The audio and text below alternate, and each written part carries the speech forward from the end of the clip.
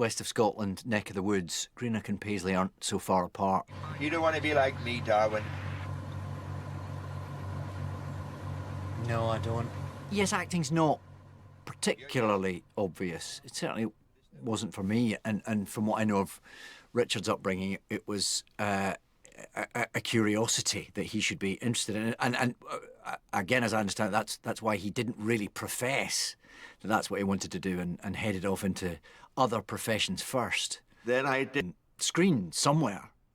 I do feel like I remember, you know, being off school sick, sitting with a bowl of tomato soup and watching him on Crown Court.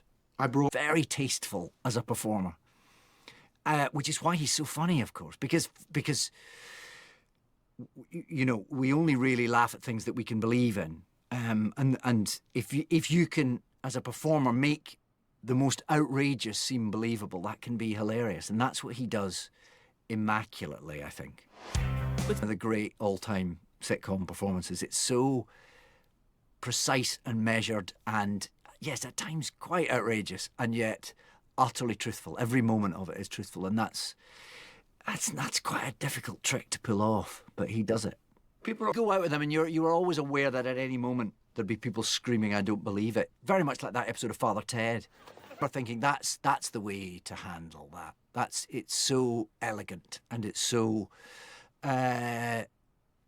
respectful of the fact that, you know, what you do means something to people. Everyone who knows him from television understands that in the theatre he's one of the most respected theatre directors in the country.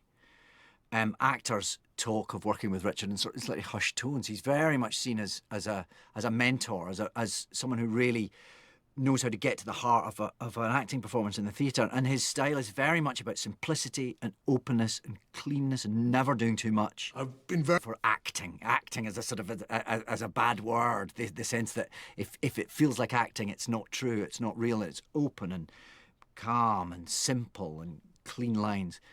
And yet, as a performer, he can be outrageous at times. I thought for John... An insightful, intelligent, clear production of a new piece of work, then Richard is the go-to director.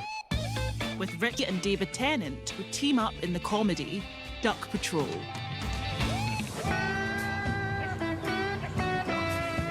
Prof, look, two blokes fighting. Look the other way, Darwin.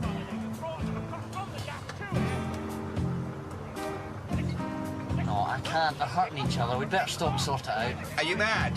We've got 5 minutes to the end of the shift and I've got things to do. I don't have time for incidents. We have to respond. It was a lovely show. It was sweet. We spent many a happy hour tootling up and down the Thames, sitting in the cabin of a police launch.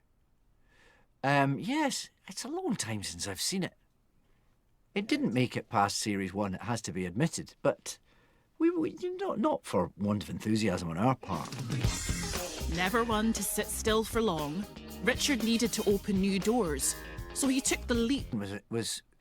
Was fantastic, wasn't it? I mean, his wig, apart from anything else, was a thing of great beauty. Which we got a lot of mileage out of. To copy that for Richard II, but he wore it better than I did. We need to get Arthur out of here. To innovate.